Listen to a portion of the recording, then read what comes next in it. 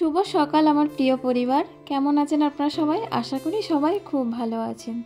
তো বন্ধুরা দেখুন, এই যে শীতের সকাল, আর শীতের সকাল মানেই এই যে দেখুন পুরো প্যান্ডেল।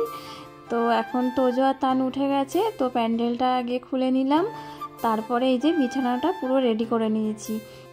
আর এভাবে তোজো আর তানের সাথে প্যান্ডেলের মধ্যে থাকতে থাকতে আমাদেরও কিন্তু একটা অভ্যাস হয়ে গেছে। তো তার কারণে ভারী ভারী কোনো কিছু কিন্তু আর লাগে না, একটা এমনি সিম্পল একটা ব্ল্যাঙ্কেট হলেই কিন্তু হয়ে যায়। যাই হোক বন্ধুরা, এখন যে মুহূর্তটা দেখছেন, এই যে দেখুন ট্রিলেয়ার দিয়ে চাষ করা হচ্ছে। আর এটা কিন্তু আমাদের যে সবজি বাগানটা আছে ওখানেই কিন্তু চাষ করা হচ্ছে। তার কারণ এখনও কিন্তু আলু বসানো হয়নি, তো আলু বসানো হবে সেই জন্য। আর এখানে দেখুন ওলকপির চারা, তো এগুলোও কিন্তু বসানো হবে, তো সেইগুলোও কিন্তু বাবা আমাকে পাঠিয়েছে। তো এর আগের ভিডিওতে আমি আমার বাপের বাড়ির ওখানের আমার গ্রামের বর্ণনা আপনাদেরকে দিয়েছিলাম। তো আমার বাবাও তো একজন সাধারণ দর্শক আমার চ্যানেলে, আমার প্রত্যেকটা ভিডিও দেখে। তো সেই জন্য বাবা বুঝতে পেরেছে যে আমার ওখানেই মনটা পড়ে আছে। তো সেই জন্য এভাবেই কিন্তু ছোট ছোট করে আমাকে ভিডিও পাঠায়, তো আপনাদেরকে আমি শেয়ার করি না। তো আজকে একটু শেয়ার করলাম যে ওখানে এখন এই যে উঠোনে চাষ করা হচ্ছে, ওখানে আলু বসানো হবে। আর যে দেখুন প্রচণ্ড রোদ্দুর। তো বৃহস্পতিবার মা সকালে উঠে বাইরে ভাত করে নিয়েছে। আর এই যে দেখুন মূলো শাক, তো মূলো শাক খেতে কিন্তু আমার খুব ভালো লাগে, মূলোর থেকে মূলো শাকটাই বেশি প্রিয়। তো যেহেতু ভাত হয়ে গেছে, আমি এখন মূলো শাক ভেজে নেব, আর তোজোতানের জন্য কিছু একটা তরকারি বানিয়ে নিয়ে আমি যাব স্নান করতে। আর স্নান সেরেই আমি রেডি হয়ে নেব একদম, তার কারণ আজ তো বৃহস্পতিবার পুজো আছে, তো সেই জন্য। নমস্কার বন্ধুরা, আমি সুষমা আরও একটা নতুন ব্লগ নিয়ে চলে এসেছি। তো বন্ধুরা, কাছে দূরে দেশ ও দেশের বাইরে যে যেখান থেকে আমার ভিডিওটি দেখছেন, আশা করি আপনারা সবাই খুব ভালো আছেন। তো বন্ধুরা, আজ তো বৃহস্পতিবার, এই যে দেখুন সকাল সকাল স্নান সেরে নিয়েছি আর একদম রেডি হয়ে গেছি। তো এখন যাব ঠাকুরের পুজো দিতে। তো আপনার সাথে থাকুন, পুরো ভিডিওটি দেখুন, আশা করি আপনাদের ভালো লাগবে। তো বন্ধুরা দেখুন, প্রতিদিনের মতো এই যে ঠাকুরের বাসনগুলো কিন্তু আমি আগেই মেজে নিই। স্নান সারার পরে যে কোনো একটা নাইটি পরে নিই, নাইটি পরার পরে ঠাকুরের বাসনগুলো আগে ভালো করে মেজে নিই। মেজে নেওয়ার পরে তারপরে বাসনগুলো উপর করে রেখে তারপরে ওই যে একটুখানি সেজে আসি আমার ঘর থেকে। বা আমি নাইটি পরে মানে ঠাকুরের পূজা খুব কম করি। সন্ধ্যাবেলাও যদি সন্ধ্যা দিই খুবই কম, মানে খুব সমস্যা না থাকলে, খুব তাড়াতাড়ি সময় না হলে কিন্তু একদমই করি না। তবুও নাইটির উপরে কিন্তু একটা শাড়ি জড়িয়ে নিই। তো যাই হোক, ঠাকুর ঘরে চলে এসেছি। আর এই শীতকাল শুরু হলো মানে জবা ফুল গাছে কিন্তু আর সেরকম জবা ফুল হয় না। তো এই পুরো শীতকালটা কিন্তু আমাদের ফুল কিনে এনে পুজো দিতে হবে। তো আম পাতার দরকার ছিল, আম গাছ হয়েছে। আর এখন দরকার একটা বেল গাছ লাগানো, যদি একটা বেল গাছ লাগাতে পারতাম তাহলে খুব ভালো হতো। তার কারণ বাড়িতে বাবা মহাদেব আছে, তো বেলপাতা তো সবসময় দরকার।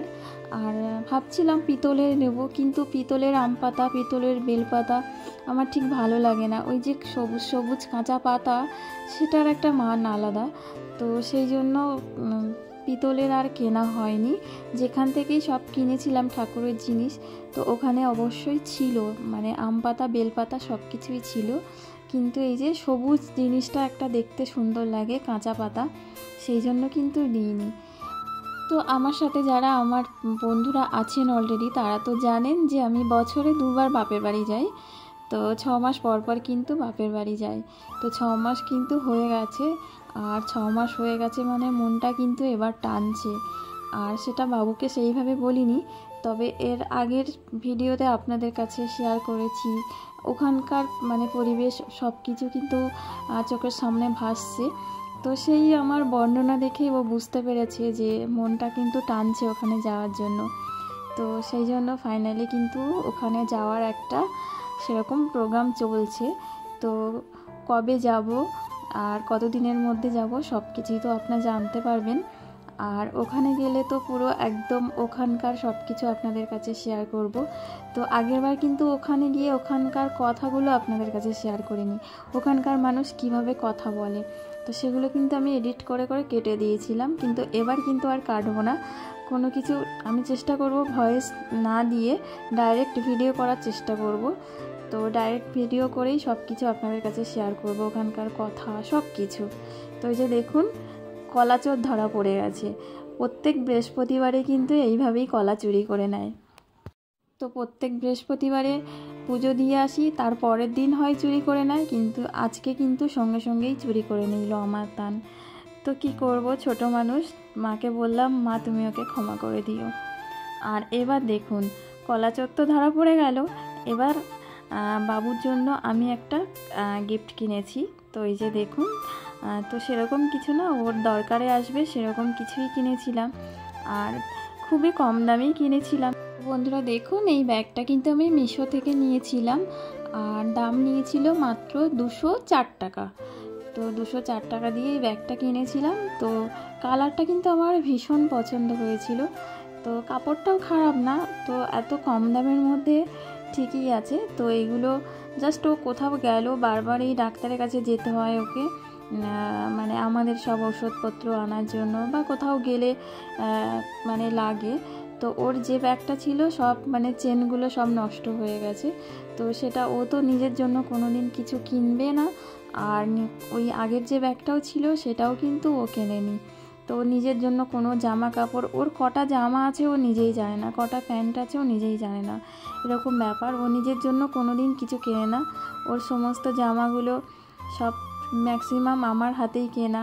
এমনকি ও যখন কোথাও যায়, নিজের শ্বশুরবাড়ি বলুন বা কোথাও যদি আমরা বেড়াতে যাই, তো ও কোন জামা পরবে, ওখানে গিয়ে কি পরবে, ওর টুথপেস্ট টুথব্রাশ ও কোনো কিছুই কিন্তু জানে না।